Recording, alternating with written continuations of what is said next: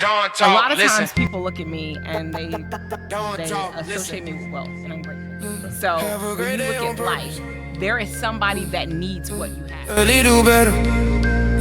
Have a great day on purpose. Welcome to another great episode of the Don Talk Listen Show, where we interview my network, my friends, and people who I think who are really cool, who are actually doing the things that they say. She's done a lot of different things, so I don't even want to put her in the box of what she does or what she do. We're going to have this conversation with her and see what it is. The lovely. If you've been trying to figure out how does this man put out 3 clips and 4 clips a day, shout out to Opus Clips, man. We got a formula that we've actually put together to help you create. All you need to do is create 4 hours of content, and we can actually help you for 30 days of content. So really tap in with the community and tap in with what we got going on, and we're going to show y'all how to grow through Opus Clip and Opus Agent. So tap in and get with it. Mommy. Miss Jessica Myers. I know that's a new title. I love all it. the titles I've gotten my whole life. Mommy. That's the new title, and the first time I've heard Someone it else? recently. Oh, okay. Well, recently. I mean, I've heard mommy. Of course, but you've been ducked off. Nobody. This is probably like the first interview that somebody's seen you since. Actually, yeah.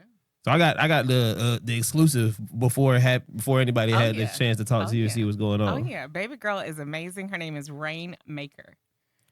Hard. Rainmaker. Ain't nothing but Myers. money coming. I know, and literally she has made that happen. That's beautiful. So I'm because that's why I'm excited about being here today, because I know we vibe out on the manifestation. For sure. And you wouldn't believe the synchronicities of calling her Rain and all that has happened ever since. And it's just been beautiful story that's unfolding, and I love it. Oh man, that's one of those dope things, and like that's one of the real basis of what this show is about. The Don part. Everybody knows me from wearing a bunch of different glasses. I'm always wearing some different color, cool glasses or something like that. So that was like, what is your vision? Yeah. So I was like, let me play on it. My homegirl had a podcast where she did this little thing, and I bit that. I bit some from my favorite podcasts. So the Don part is the vision. What is your vision, or what was the vision that got you to this point? The talk part is what's something that you want to speak into existence, or something that you have spoken into existence that has gotten you to this point of where you want to go. And then the listen part is something that you heard along the way, or something that you may be able to give to somebody along the way for them to hear, to be able to tap into. But I'm going to start just super fresh with just like, how is it being a mom? Just like off top. And I don't know how deep we want to get into the story, but like this was something at this point where did you chalk it up to like, it's not, and it did? Like, because I know some of the backstory. Oh, yeah. So literally in December, we were thinking like, well, I guess this isn't our plight, as we were celebrating our 10-year anniversary. For sure. We've been together 9 years prior and then 10 years married. And we're like, well, I guess, almost 20 years together, but it ain't happened yet. And come January, they're like, welcome to your second trimester. Whoa. I'm like, wait, where was the first? You already in it. Where was the first one? And it's so crazy because everything that I was scared of and worried about, when we start talking about manifestation especially, but everything that I was scared and worried about, I learned only happens in the first trimester. Like so you couldn't even worry because you had already passed it. And now I was like, when I realized that, I was like, ooh, that's the universe playing with me, because it knew how much worry I would have had that could have killed it. Because it was the worry, like, and that's one of the things I often, despite how you may feel about religion, No, sure. I often still refer back to Matthew 14:22-33. Okay.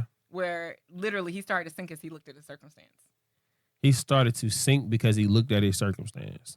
But as long as he didn't see, and like you said, stay forward on the vision, For sure. he was walking on water. For sure. But it wasn't until he started to look down at his circumstance and the reality of where he was, this and water he started to sink. And so that's what I realized, like, oh, if I would have known that I was pregnant, I could have, in my thoughts, let it spiral in a place that wouldn't have protected it. And I was like, my body knew what to do. Because by the time I got to the second trimester, it was a little like, okay, wait, we're here. Something that I just gave up and thought we weren't going to do. Not knowing that a couple weeks prior, I had cut my hair for a new beginning. Sheesh. And the day I cut my hair, we backtracked that tabulation of when I conceived. It was around the time I cut my hair. So it was the release, and you had to let go of certain things to be able to receive certain things.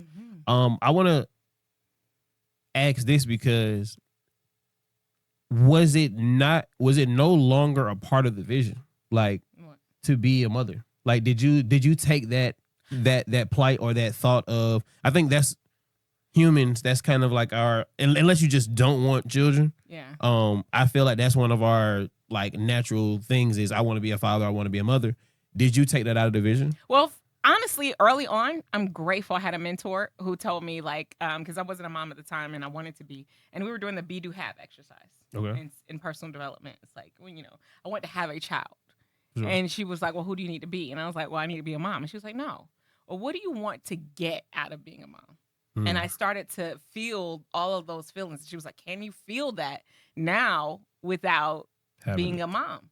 And I think that kind of helped change my paradigm around it not happening yet after 19 years versus waiting for it to be my time. I think that's super powerful and big because I don't biologically have any children, but I felt like that had been one of my holdups in life is like, I don't have that super why.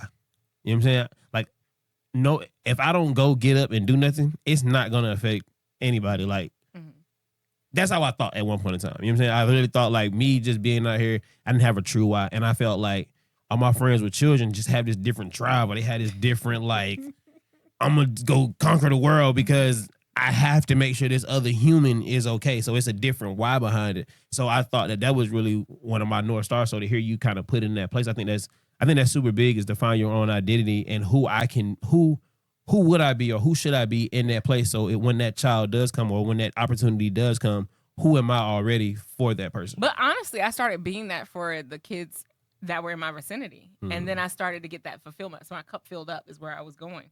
And that's where, honestly, like you said, where there was a yay or nay, my cup was full in that area because I started being. It's almost like when you go ziplining, how you have to start moving your legs before you hit ground. Because other than that, you're going to slam right in and yeah, for sure. Your feet will lock up. So they're like, no, start first.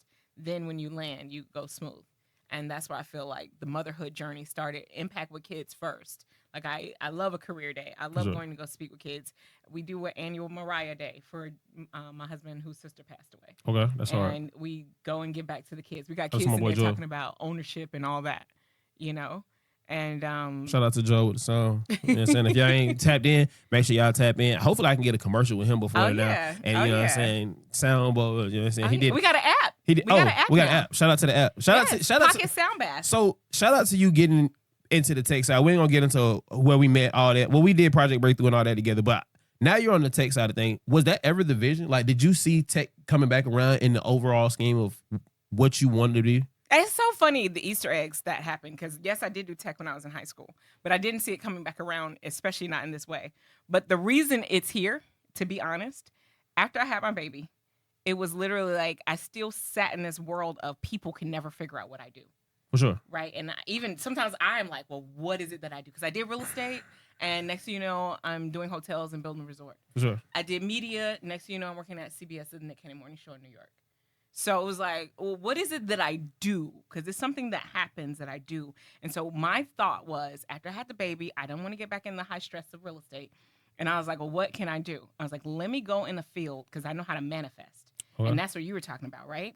So I manifested $100 million exit. Not knowing how. Not knowing this. $100 million exit is the exit. $100 million exit is what I manifested. Not knowing how.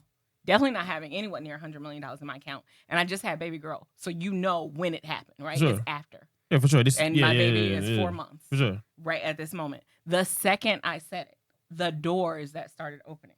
And I was like, okay, I'm going to try this in a field that I know nothing about to prove that it's not about previous experience. It's not about money. It's not about any of that. I'm going to prove this. And like you were talking about, documenting the journey.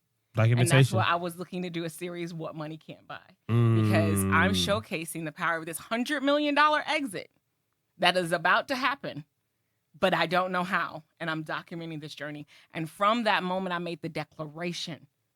And from that moment, I started recording and just putting me on camera with nothing. The doors that have opened. I'm in a program with Invest Atlanta now. The lady not only it's a 9-month program. And when they said 9 months, I was like, I just finished a 9-month process. Ooh, I already went through this, so I already know how to go through this. We go through another 9-month process, and look at this. Like you talk about bigger vision. Well, I used to do a documentary on the Olympics and the impact of real estate and what happened to the poor people, all the things of gentrification, and I was doing that as a journalist, not even knowing I would work in real estate. But then now, fast forward, documenting this process, where was I going with that? Hold on, sorry, I lost my train of thought. It was with tech because it relates. Ask me that question again. I don't know what I asked you to get you there, but I seen where you were going as far as like documenting what you're doing now in order to help you where you're going further. What are you doing? So the second I said that, literally, that's where these doors started opening, and it felt like Scooby-Doo. For sure. Where it's like that makes sense. That makes sense. I could catch the clues. I'm on my Blue's Clues. I see. Oh, you can see the print of exactly where you need to be, how you want to do it. The second I said 100 million, all of a sudden these things just started. It's like the universe just turned to bring it to my reality. The universe and God is so real because I know exactly. And I've been saying lately, I don't call goosebumps anymore. I say it's the Holy Spirit. Yeah. That's my new thing. Like when something is moving on me for real. Yeah. And that was literally the thought I had when the podcast happened. I really wanted to call this podcast Focal Point. Mm-hmm. Like it was supposed to be called Focal Point. And one of my old mentors had gave me the idea for it. Me and him in real estate, we just went separate ways or whatever case. Nothing, no problem, anything like that. But I had waited so long to do this. He told me this probably like 2 years ago. Mm-hmm. When I went to go look for this pod to look up Focal Point, they had been doing it for 6 months. Aha! So you would have did it when you said exactly. It would have been nothing. Like they literally they might have had 10 episodes at the time. Yeah. And I was like, dang God, what am I supposed to do? And I had already been going by Don Listen for the longest. Mm-hmm.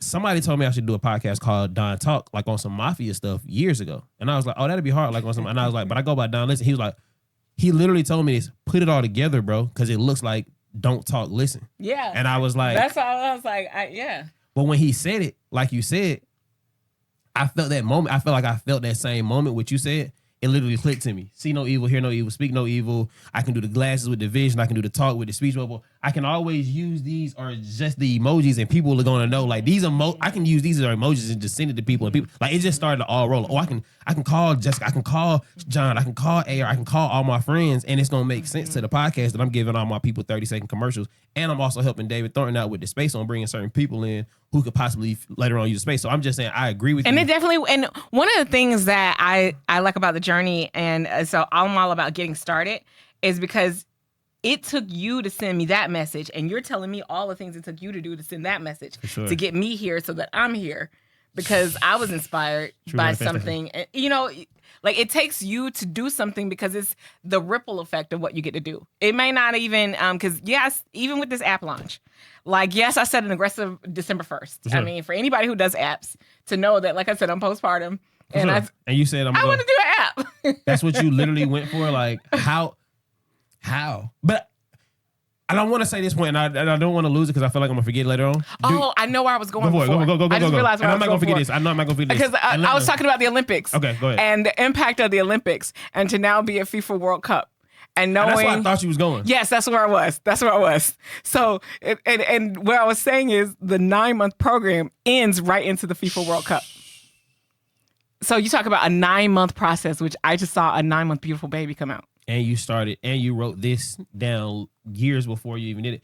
Me and my guy were actually talking about the experiences that you go through and the troubles and trials that you go through are not for that moment. Mm-hmm. They're actually not even for what you're going through in that moment. You just got to get through that. So when that real test and that real opportunity come about, you know exactly how to handle it. Yes. And that's one of my biggest, like, I don't know how to put that in a saying. Well, you put that in a book. Yeah.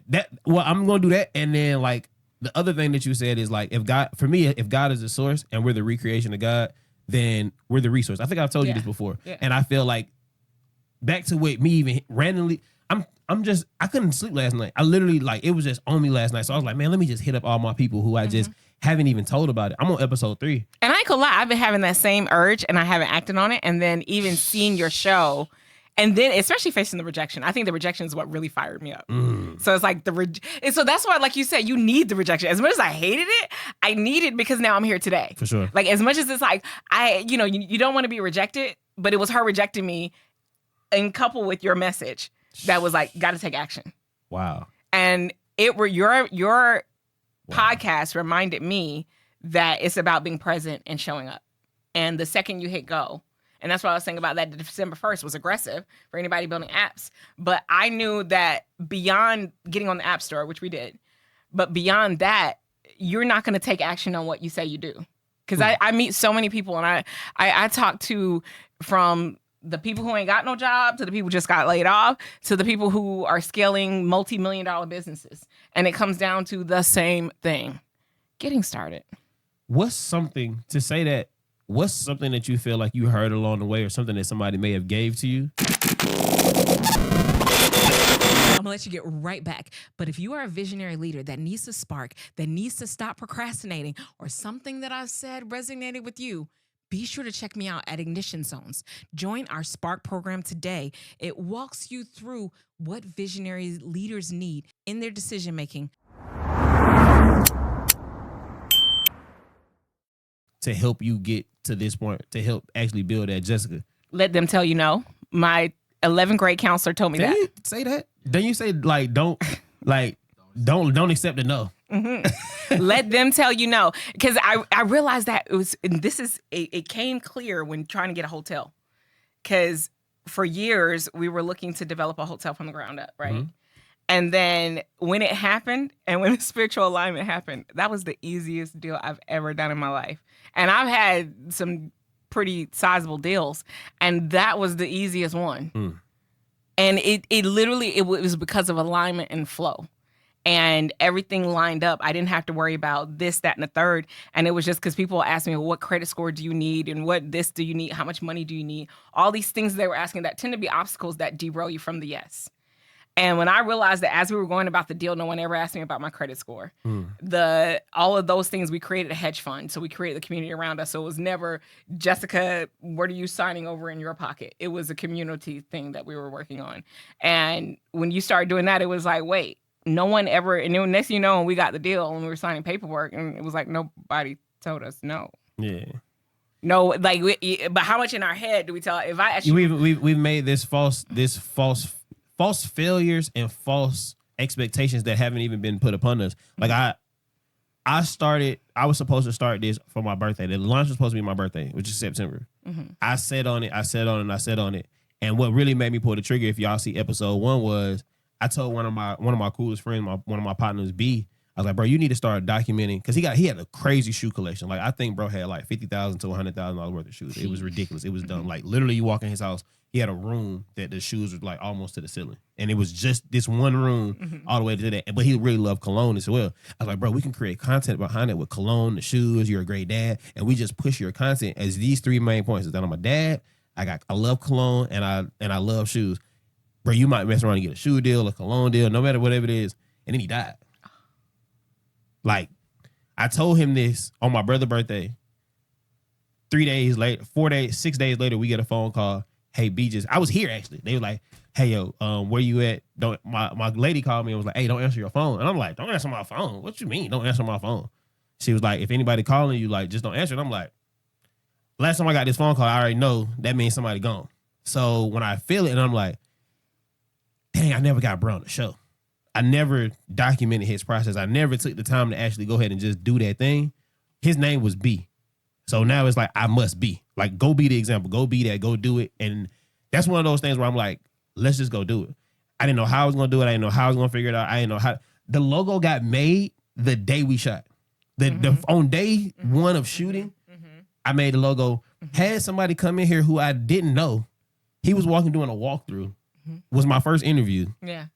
Which his episode to come out. So the chemistry wasn't there. So I'm almost. Then that was the other obstacle. Like, the universe is amazing. This made me think, oh, maybe I shouldn't be doing this, because I can't just interview some guy I don't know. Me and him actually had a little controversy, and I'm like, that's actually, I hate when people stay away from controversy, because I'm like, can you not be mature enough to have a conversation and think a thought that you would not have thought? I think for me at that point, it was like, I said I only wanted to work with my network and my friends. So I put in my head that all conversations were going to be simple. So my first one to be tense, I had to see how well I could even, because once you watch it, you're not gonna know. I wouldn't see if anybody ever know what episode it is. It's not in order, so nobody would ever know. But I want to see if people know. But for me, it helped me understand, like, how well can I do this? Can I just go meet a random person on the street and still push my concept? Can I still be able to do this? Can somebody invite somebody up here that I don't know and I do it? So at that point, invite you for a conversation, and next thing you know, you're got in your face. Exactly. So, or you think you're coming for a conversation? Exactly. Oh yeah. So yeah, exactly. So, but Honestly, No, but I honestly, really wanna know, if it's who you be, then it's nothing. I mean, what is it to turn the camera on and just be? And that's one of my it's biggest when things. it's misaligned. I think when you feel like you have to put on, do you have to come to be something else? I told my mom, I interviewed my mom and my dad. That was like I'm like almost 27 episodes in. So Oh wow, yeah, I love it. Yeah, so I don't have to do another episode until blank. I ain't even gonna tell y'all because this episode whenever is up. But I don't have to do an episode for like at least 4 months. Okay. I'm like 4 months ahead. And when I interviewed my mom, so around the time you might hit it when I get the 100 million. But continue. and we might drop it that week. Just we might my luck. We gonna just drop my luck. to drop it that week. To drop it that week is gonna be crazy because you said it here and then be like, oh no, we did that then. But when I noticed with my mom and my dad and my mom actually were getting super nervous about getting on the thing, and I was like, don't talk about nothing y'all ain't did yet. Where most people mess up, and I feel like even on social media and a lot of these podcasts or just social media, people get so excited and talk about what they want to do versus what they've already done, which is enough. What you have done, I always ask people from 0 to 10, what do you feel like you are on your thing? If you say anything above a 3, there's somebody who's willing to pay you to learn how to do that thing you do. And if not, you should at least document that because there's a 0, 1, 2, 3, 4, whatever that's willing to learn from you. So I just say that to say like, just speak about what you know. Yeah. And just speak towards those things. If you do that, then you'll be all right. Yeah. Yeah. I definitely agree. So when it comes down, I feel like you gave me somewhat, but is there any specific like quote or like, is there a what Jessica stand by? Like you and John had that old little 6 is a half a dozen shit. 6 in one hand, half a dozen in the other. It's the same. So it doesn't matter which direction you go. You're gonna Why get the can't I same just outcome. have a dozen? I technically just got a dozen at that point, right? So that means it's no matter what you call it, because people like to call it one thing or they don't like to call it another. So I got 6 in one hand and half a dozen in the other. So you got the same thing. So people try to be like, well, should it be this or should it be that? And you're saying, well, it's calling it two different things, but they're the same thing. And I think I was asking him something so simple. I think he was like, can you me airdrop you these photos or you want to put them on the computer? So he's saying it can happen either way. And I was like, whichever one easier for you. He was like, so it's no one easier because you got 6 and half a dozen. So it's no easier. It's just a different monster. It's just how you say it. It's just a different thing. So it's like Apple or iPhone. So if I only had iPhone, then I'm like, okay, that's the limiting range. You did text me that earlier. Is it an iPhone? Because I got 2 different phones. She's gonna hit me depending upon from the black phone. Because I didn't know if you're not an iPhone or you Androids. I'm an Android and been one for life. But joint. now that I'm over here in the iPhone world, they put colors so they know. Yeah, that green joint. I didn't know that was a thing. You know what's so crazy? I used to be such an Android person and I didn't get it until after having an iPhone for so long. And it has to be the people at Apple. I didn't know if I should say. Oh, and our app is on the Apple store. So what is that? Pocket Sound Bath. Pocket Sound Bath. Yes. Oh, I seen that. I was here. Oh, y'all did it. Didn't y'all drop it? It came on the Apple App Store. So we were in beta for a while. When he did the Bean event? Yes. So he was in beta. Okay, cool. It's now so then you had to go to test flight and all this other stuff. Now you can go right to the App Store and we just got it up there and let me see if the sound is up. You just click and you play. I'm gonna screen record and put this in there so they can see it. Oh yeah, that'd be dope. So I'll go to the app and download it and screen. Yeah. You create. Yeah. So her husband does sound therapy. So he did an event. At the Success Center with Mr. Brian Bean. And even just then I got it. That was manifestation. Mm-hmm. Even just then I got like the sound waves and the feels and how it goes into that whole thing. Like to see somebody talk about it. And I thought it was done then. Mm-hmm. So to now know that what it is now that's just amazing. And I think that's the fortitude of like what you actually do. Like you've been amazing at a lot of things since I met you. And I wanted to say that this was the point that I didn't want to lose. Do you think that, did you have both of your parents? Mm-hmm. So me and him was having this conversation. Do you feel like this is a 2-part question. Do you feel like you had more pressure because you had both parents in your life? And is there a thing from being from Atlanta that we got to do everything? Because like I know everybody who I know who really from the city or really like from Georgia or you say Metro Atlanta or the Metro. Hey y'all, stop with this whole Atlanta shit. If you really from Atlanta and your phone worked with Metro PCS in that area before Metro PCS could go everywhere, that's Atlanta. So let's just say that I'm done. That's all I got. If your phone used to work in 2000, like what was that, like 2000, Early like 2000s. 2003, Metro used to only be in a metro area of Georgia, however y'all want to say. But Metro PCS only worked for Metro Atlanta and all the cities around it. So that's why I feel like everything that Metro PCS touched was Atlanta. Yeah. So that I'm just gonna leave that there. Yeah. But I want to ask, do you feel like that you had more pressure? Were your parents together? Yes. Do you feel like there was more pressure put upon you, or there was a higher expectation because you had both parents? Because I feel like it's unfair to, I just want to say you people, but like people who had both parents. And because people say, oh, you're supposed to, you had your mama and your daddy. Do you feel like that way? So, okay, so that's a loaded question. So can I backtrack and say, For sure. a lot of times people look at me and they associate me with wealth, and I'm grateful. But the two things that you named is where I associate my wealth from. Both Joel and I do come from two-parent backgrounds, literally to death did them part. Joel's father passed away, and my mom passed away this year while I was pregnant. And literally, I feel like that's the foundational reason that Joel and I, because we can go back to our grandparents were married to death did them part, both of us, at least 4 generations of married people on both sides that came down to us. And I was like, that's how we can live the life of sovereignty. That's why my baby's name is Rain. Sovereignty. For sure. And that's how we can live this life where we move how we want. We determine what we want. We can do what we want. And we answer to no one. Nah, y'all always been one of those power couples that I've admired from a distance. Like y'all probably never, of course y'all never knew that. Like I'm like, oh no, I love how they rock. I love how they move. They move as a unit. They move as a unit separately. So, but we had generations of examples of that. So you ask, like, was there pressure? And then there was also pressure too. I mean, my pressure came more so my dad was a pastor. So it was more the pastor's kid pressure than two-parent background. But that, I feel, it looks like the alchemist, like that's the ingredients that kept me on a straight path, that I was able to achieve what I've done. I was able to stay focused because I didn't have to worry about a lot of those other little things. So that actually was a plus that we both came from two-parent backgrounds. I mean, and I feel that, like, but I personally, I have a lot of friends who do have both parents. Yeah. And do they have toxic, and I get that goes back to toxic relationships. And if, I mean, there's a whole slew of things. I'm grateful. I tell my dad all the time, he feels like Professor X. I was like, I feel like you raised kids that were mutants, and you're Professor X. You got us together. So I feel like my dad, he was training us or conditioning us, which is what Matthew Knowles said in a recent interview. It's called conditioning. And I feel like he's introducing me to Bob Proctor, Napoleon Hill, 7 Habits of Highly Effective Teens during my growing up. Like, so it was instilled in you at a very young age. And purpose-driven life. Yeah. So I think my parents did it indirectly. So my parents had me young. My mom was like 17. My dad was like 15. So I was raised by grandparents too. And then they weren't together. So I had step parents and I had step grandparents. So like I have a very big abundance of love. So like for me, and I went to 3 different high schools, 2 different middle schools, 3 different elementary schools. So you know a lot. So that's how you know everybody. And that's how I know, and I've always been, but I've always had to adapt to these different things. Because when I go to my grandmother's house, when I go to my dad's mom's house, it's one way.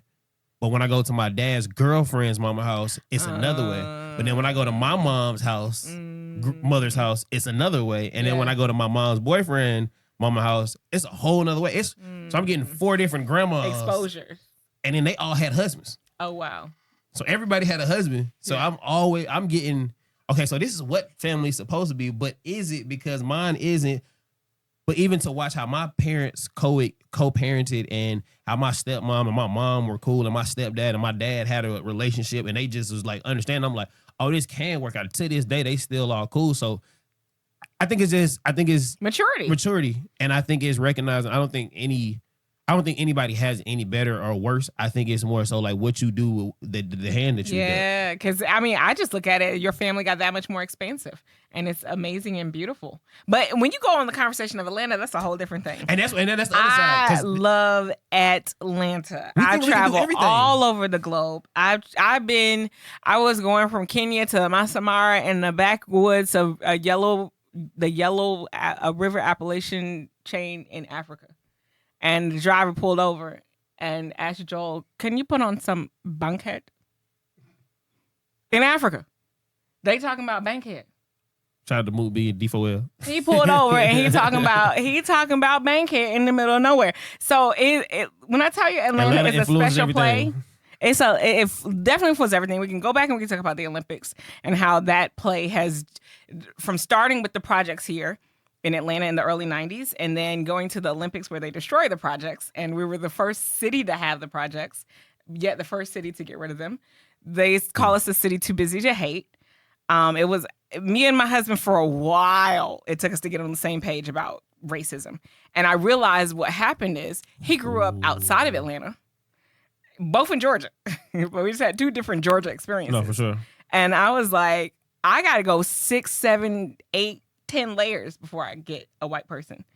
I just had out your back window. I had that conversation with Mr. David Thornton. I was like, I didn't realize how uncommon this many black folks is of excellence until I went to go visit my cousins in Indiana, in Ohio, or going to Connecticut. I well, not Connecticut, going to New York, or name anywhere else. And it was just like, even Florida, like it's like not at this level. Like our people here is just like, this really is the mecca of black excellence. Black excellence. So I think. So we start talking about Atlanta. I just be like, where else do they cultivate us like this? But do you feel like that's it's a gift and I ain't gonna say, I hate to use a curse, but it's a gift and a distraction. Let me say that, because and this is how I feel, because sometimes I can't. This is the first thing, honestly, that I've done that I'm like, I know exactly, not necessarily how it's gonna play out. This is what I want to do. This is all I want to do. Like I can't sleep about not doing this. Like I haven't been this hyper focused on anything. Like when I did the fashion show, it was the fashion show and I'm still wanting to do real estate, or it's Project Breakthrough and I'm still gonna do wholesaling, or you know what I'm saying? It was always something else. Like with this right here, this is what I want to do. This is what I know I can do. Like even somebody. So what do you think about Atlanta? So if anything, that's the place that gave you the place to do that. Yes. And you're outside of the metropolis. Up until this point though.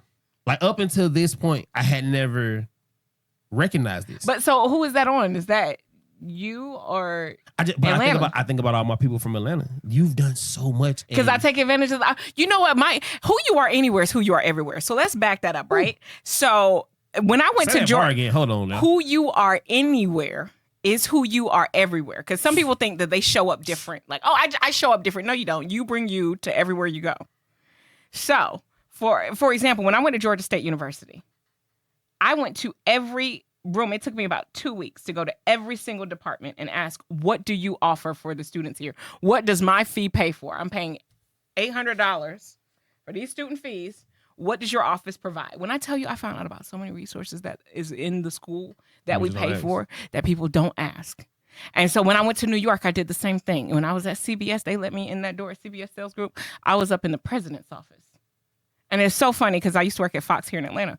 And actually, when I was up there in New York meeting with the president of Fox, sitting in his office, his secretary kept calling, was like, sir, you have an appointment out here. And he was like, tell him on hold. I'm meeting with somebody. And when I come out, it was actually my boss from Fox in Atlanta that was waiting meet with him. And I guess, and that's who I've been. But I don't want to sound arrogant when I say this. Well, that in Atlanta. But it's just like that's what it happens. That's what happens to us in Atlanta. I literally was at the 85 South show last week. I was with Gene. You know who Gene Johnson is. I'm with Gene. He get us free tickets to go. He just did an interview with them, and they're thinking like, "Hey, we gon'," you know what I'm saying? He like, "Oh, we gonna probably get VIP afterwards." They don't give us the VIP tickets. They don't let us come in afterwards back door. He like, we're gonna just wait around, and when we see whatever, Cat gonna let us in the back. Cat not answering the phone. This is the 85 South manager, the guy who just hosted it. Another. There's a guy who I think I know. I don't know him, but I think I know him. And I was like, hey, bro, I see you got on the staff shirt. Hey, can you call Cat for me? And he called him, and he was like, Cat said, who is it? I said, it's Gene. Tell him Gene out here with 2 people, and we trying to get to the back. He was like, oh, yeah. He said, yeah. Here go 2 wristbands. But it's that Atlanta in me that's just gonna be like, we're not taking no for an answer. I'm just gonna get in. I'm just gonna do it. So why you talking about being from Atlanta? I'm not against it. That's a special power. It's not against it. Is it that we just no? Because who you are, if you were this person who would take advantage of opportunities anywhere, that's why I was telling you in New York, in Atlanta, wherever it is, Jessica gonna take advantage of an opportunity. If you're going to take advantage of an opportunity and become and do, you're going to do that. It doesn't matter. It's not just, I need to be out of Atlanta and do it in No, you in said Dallas. No, you said it because it's happened to me in Florida. It's happened to me. Like, it's always seeming like I'm always right next to the person who is that person, or I can be with the person who is that. But that's the confidence that Atlanta gave you. Because, I mean, just imagine, we grew up with a lot of civil leaders, right? And we hear about them and everybody learns about them in school, but we saw them here in Atlanta. Like, MLK, you're right there. Your house, I done thrown a football over there. Like, and everybody is celebrity in Atlanta for real. Like, everybody is somebody in Atlanta. Like, Atlanta influences everything. So I'm not against and you wanted to talk about Atlanta. I'm not against Atlanta. I love my city. I just feel like it has, you know what? I'm gonna say this. I haven't embraced it to the thing, and it goes back to like. So then that go back to you. That ain't the city. So don't be asking a question like that. Don't put that on my city, because we done produce some world global leaders. So don't put that on my city. We really from here. So it's, I don't know, but I think now that I'm saying it out loud, I think it's been a crutch for me to not be. And I was one of the other big reasons I launched the podcast on the day I launched it is because I was with this event called Brunch of Bros. And they were like, Don, I heard you did like 10 episodes. You did this and that. Marco and Russell. I was like, bro, you already know. And I'm like, bro, I'm actually scared to succeed, bro. And that was my actual answer. My actual answer was, bro, I'm scared to have to be him every day. I'm scared. I had fear of having to be that guy every day. That was my true thought is, now if I turn this on, now I have to be every day. I can't just be regular no more. I have to exude this. But you not, because you, like, I say your full name every time because that's how I see you. It's the Jessica Myers. Like, when I knew you was coming, that's why I was so excited. I was like, we literally was packed up and ready to go.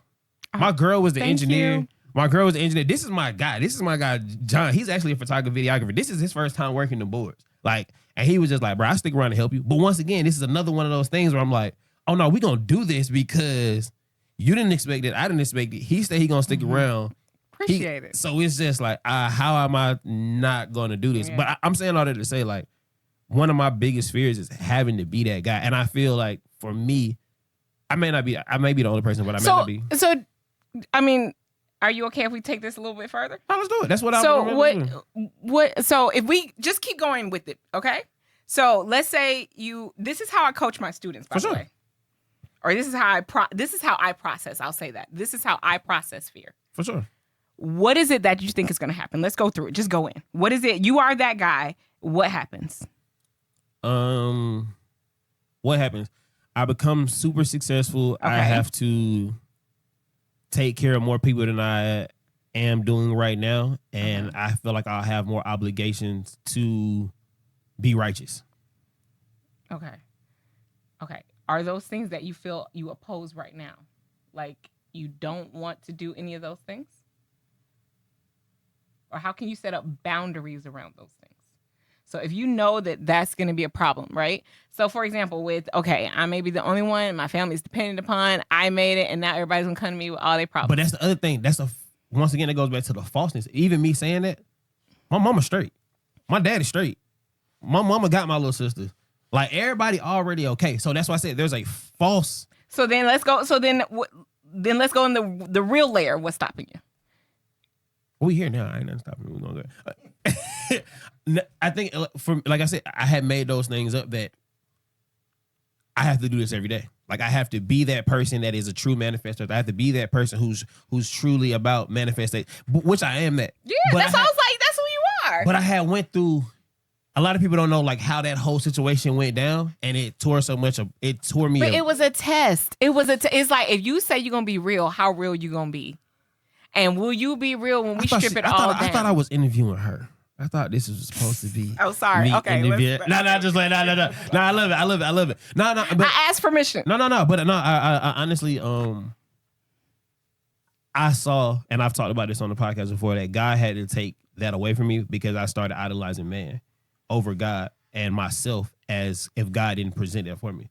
So God had to literally take me to. I was driving Uber and dropped a girl off at the autism thing.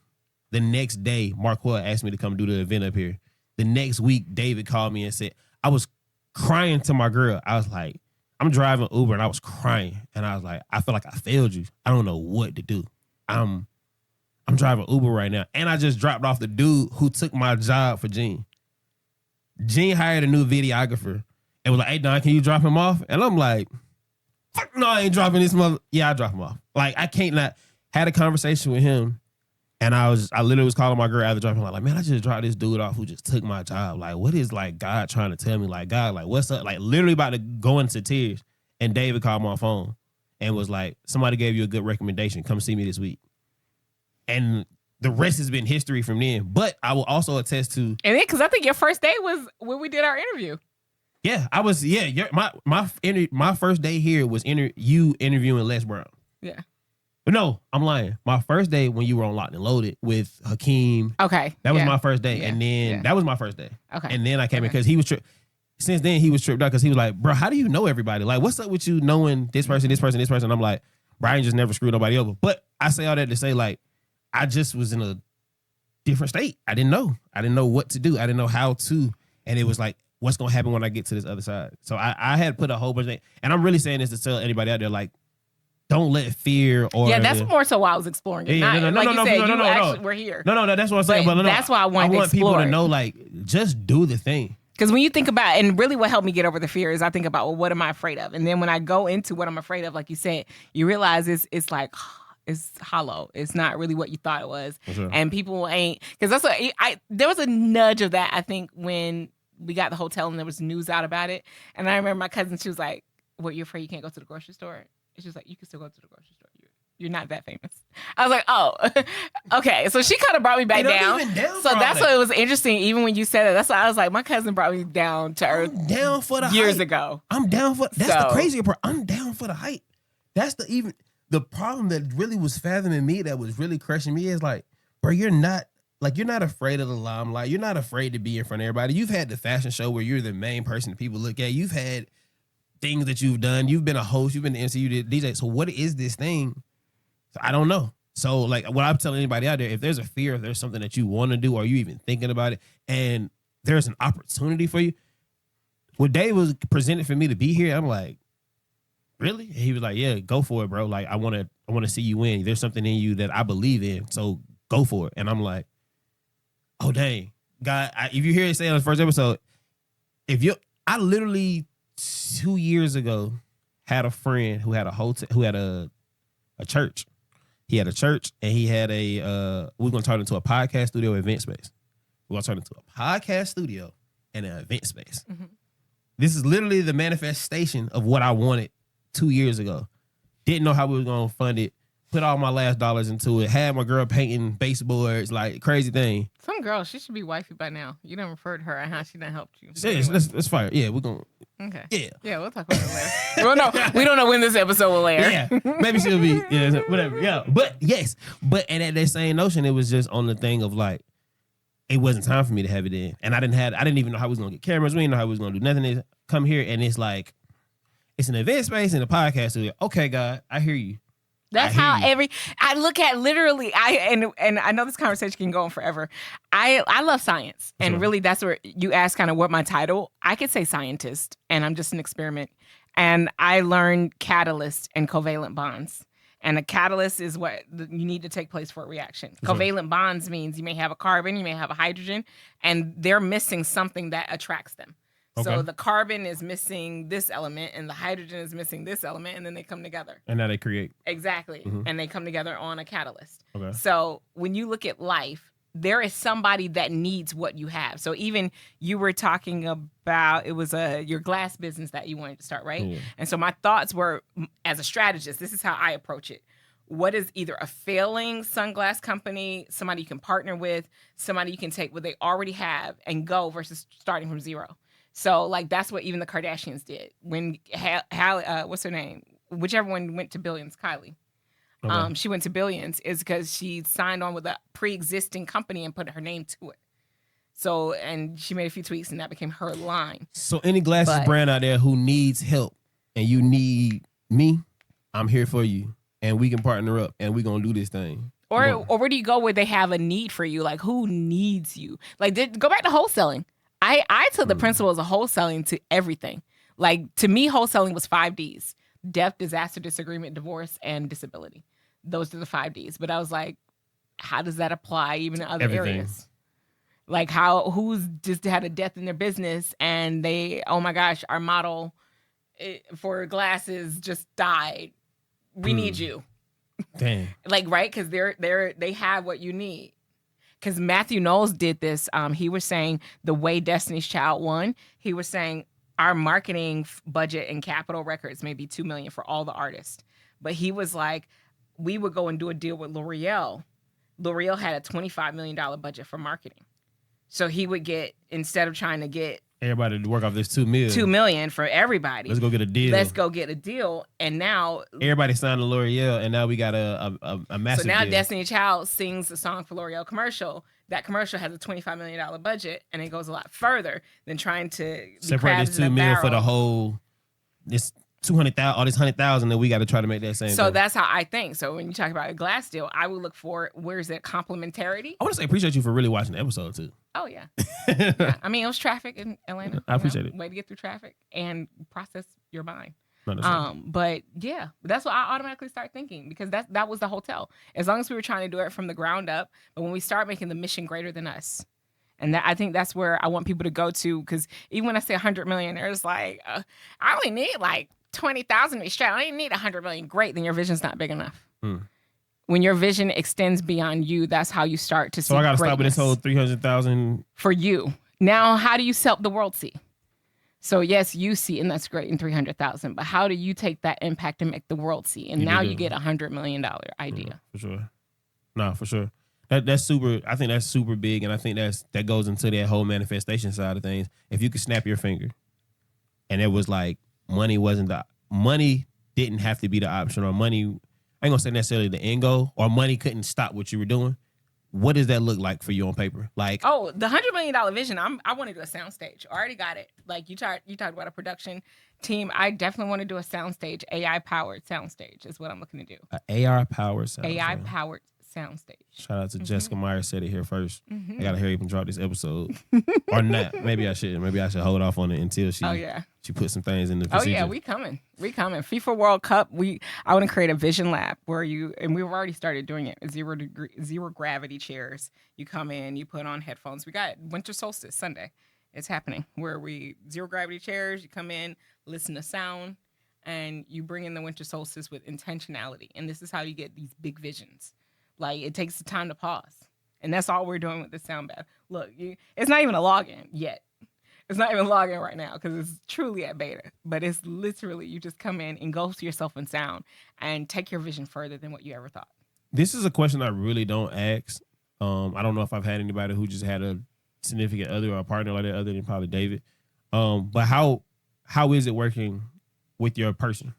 I love it. It feels like Batman, Robin, Donkey Kong, Diddy. I don't know if you should say. Oh wait, I was talking about the Donkey Kong. Yeah, Donkey Kong and Diddy Kong. Yeah, I mean I get what you're saying, Diddy Kong, and but you was like how Diddy Kong, and it was like that. No, that just could have went Donkey Kong. Soundbite.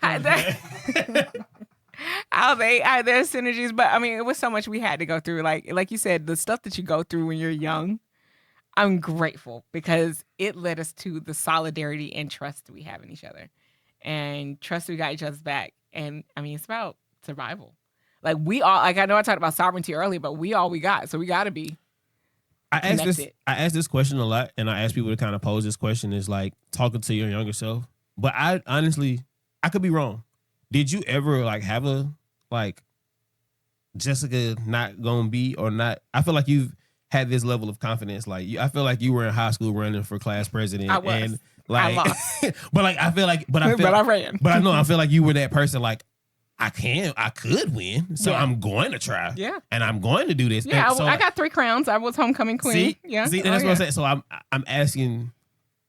I usually ask people hey, what would you tell 12-year-old you or 15-year-old you? It's gonna be okay. That's it. I would say, yeah, because I mean, I did stress too. I mean, I know I did the stuff. And like you said, 2020. And I found out 2020 wasn't even perfect vision. That's a whole nother story. So it makes me think, because when I think about synchronicity, I think it's, like I often tell people to take yourself to your 84th birthday. And what would your grandchild say about you at your 84th birthday? Write that speech out. And what would We ain't gonna just get over that. What would at 84, what would your grandchild say about you? What would they speak about you? And huh? Am I still alive? Well, so that assumes that you live, right? That assume the part in the story where you're like, I don't know if the character makes it, but they're here already, so I know that they lived to that point. So you're speaking as if I am. So whether you do or you don't, like my mom, she left at 65, but if she was on the venture to it, if you going to the moon, land among stars, at least it'll keep you focused to a trajectory. What the goal is with the north. Yeah, but what did and when I tell you the goosebumps that I got this year, my grandmother, she's 83, so it's not 84. But when everybody was in the room, my mom died. So everybody was in the room, kind of, it brought us together. Yeah. And I was like, oh, and as I said something, I was like, I just said something. And my grandmother, 84, and we're all in a room together. I was like, I'm this until I become her. And now I'm in the same room just from a different vantage point. So you were able to see it. You were the manifestation of your thoughts. You were the manifestation of the thoughts that you wanted to project or even put to others. Because then when you start thinking about that, you start thinking about a life of impact. And it takes you off the money. Because money was started in 1913 by the Rockefeller family on Jekyll Island. And this little thing, how long have we been living? Longer than 1913. So what was we doing? We had to be being and doing before. Because what really ruffled me about this question, and I don't know how long. I think the podcast was supposed to be 30 minutes, but it's only 10 minutes. Sorry, but the thing that I really think about, because I feel like we really digging into it now. The thing I really think about is that I asked my mom and I asked people around me, like, how much money have you made your entire life? Like, and we come from people with humble beginnings. I know you mentioned your parents were entrepreneurs, but unfortunately, we grew up with them together, but they still struggle. No, for sure. And I don't think they made over, a certain amount. It was penny, especially when you start thinking about their entire life. And I'm like, but I know how much time it was away from me, from family, from everything for these dollars. And it can't even amount to what you would pay for a house. And you spend your entire life. And how many other people do that? Dedicate their life, memories, all of these things, dreams unfulfilled, to something that was made in 1913. And yet you're dying and living based on these dollars, only accumulating a couple hundred, because the system is made for you not to even achieve that much. Even now that we're looking at life insurance, they're like, yeah, you can't, if you don't make that much, you can't get over 100,000 life insurance policy. They make sure that you stay, even in death, you have to stay in your tax bracket. Yeah.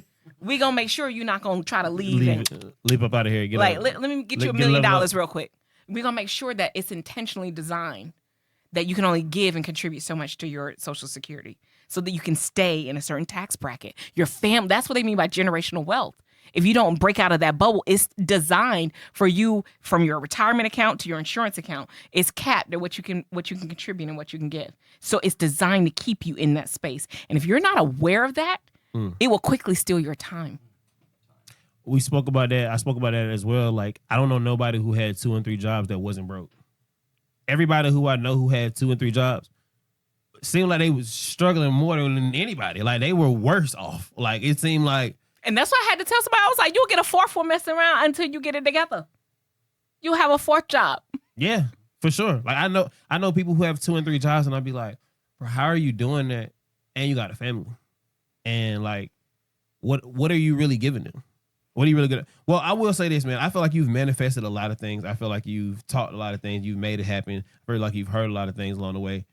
If you were to just give anybody anything else as far as like not giving up, is there anything else that you would give the people before we get out of here? Like, is there any message that you want to talk to them directly right here? Is there anything you want to tell them directly? Time to take a pause. If you've been looking for a sign, you have to create it. Ain't nobody going to be holding up nothing for you. You got to create it. Create the moment and start preparing for the moment. That's one of the things. I started preparing for a pitch long before there was a pitch. Next thing you know, I'm pitching every week. Start preparing for the moment. And that's how the moment comes. Dang. Another one of my little book sayings is preparation is time traveling. And I say that to say how well you're prepared for something can help you get to that thing. So if I already say that I'm here and I'm doing this and I prepared everything, when it got time for me to, we can go ahead and shoot. Oh, I got everything in the bag. It's not gonna, you been on your way back? Okay, cool. It's just, I'm already prepared. Yeah. I just got to get back into it. Yeah. Even if my guy John would have been able to do it, I was gonna press record and we was prepared.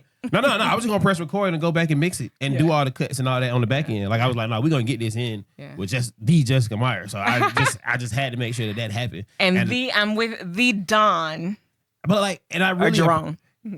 She really listened to the episode, and I really appreciate that. Like for people to really pour into it, and like I said, like that was the other side of it. I didn't know how people were gonna take it, and I didn't care because I really wanted to do this. Like my real reason for doing this is so like this is my thing for generational wealth. I feel like documentation is generational wealth. Like I started as a journalist. Like that's my background, so that's why I love dialogue. Yeah, for sure. And that's my whole thing was how well can I document, or even I know a lot of my friends who haven't documented their thing.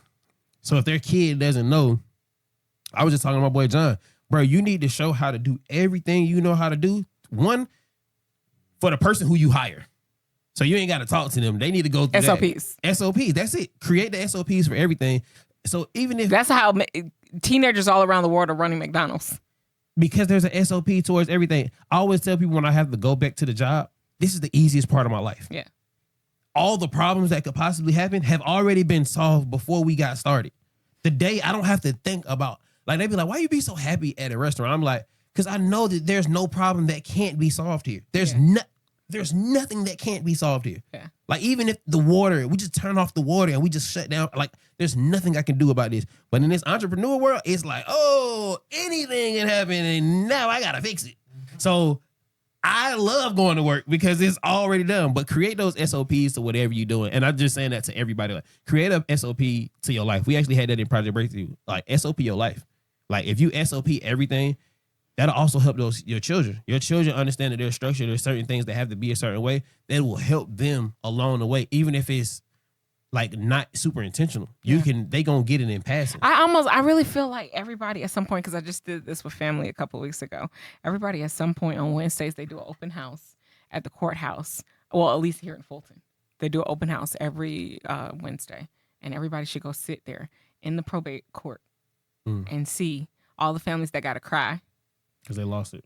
I've been paying the taxes on it, and they're like, you need 20 signatures to get this property. And seeing families, because I've been trying to tell my family, and they're like, sit down, baby, you're the baby. And like you said, instructions. It's like, go, okay, anybody, because even I had somebody in my family, they tell me, we'll just rather go through probate than whatever you're telling us to do. Okay. No, you don't, and you lose it. When they went right down there and sat probate, and you saw all them families crying and pleading and begging and please, because this is our family inheritance. Shout out to the Legacy Journey book, Miss Janai Thornton. I might have been pronouncing it wrong, but she has a legacy book. This is your roadmap. This is your roadmap to show you how to get your affairs in order, and just as importantly, how to help your loved ones get their affairs in order too. It's really important that we take the time to make sure that our families know where our important information is and that they do the same thing for us. So to learn more about the Legacy Life Organizer, please go to legacylifeorganizer.com. Where it literally breaks down everything. I need to get that we don't even talk about. Like, who grooms the dog? I need to get that for my family for the holidays. But no, we'll definitely talk to her about it. She's actually, I'm gonna say she sponsored this episode. We'll put it right here. Whatever. Hey, let's claim it. But no, for sure. Like, let's really, like, I really want to. I think me and you have more of these conversations. The whole premise of episode 1 with everybody is just to let people know in my network and the audience who my people are. The second time we're going to get deep into this conversation. Let's get deeper into what it is that you really want to do, different things that you really want to talk about, and let's just have a conversation. But which I think me and you just had then. This is probably a lot more different than any of the other episodes. I appreciate you for just like being Jessica and just like really pouring into it and even really paying attention to what I'm doing. And I like truly appreciate you for like even saying yes to today and this not what you planned on doing. And I just like truly appreciate you being one of those people who do like you do. And I appreciate that. I admire that. Shout out to you and your husband. Like I admire that life. And now y'all being parents, like I can't wait to see that part of the journey of how dope of parents I know y'all gonna be, or y'all know y'all are. So I just want to just give you, and that's the other side of this. I like to give my people their flowers. That's one of the biggest things. I don't think I ever poured into my boy like that. So one of my biggest things is pouring into my people, really giving them their flowers right here. Because story, you never know. It's like hot potato. Yeah, and this is literally, I seen him on the 4th of November. He was gone 6 days later. How's his family? His mom had passed a couple years ago. His daughter had found him. So it was like, that's been a crazy whole thing. And people broke into the house, stole all the shoes. It was it's been a whole. The hundreds of thousands of shoes. It's just been a whole lot of things. But his daughter wouldn't even known what to do with him. She would have probably just gave him away. And that was my thing. Like, bro, let's document what all this. And I ain't gonna lie. That's why I'm grateful Malcolm Gladwell. I heard him say the newness of stuff wears off about 6 months. And that's one thing I learned because I live a little more modest. Like I didn't realize how much I don't like things until my daughter started getting things. And I was like, what does she need all these things for? And I was like, okay, wait, be open to receive. I had to check myself. But that is interesting when you start thinking about life.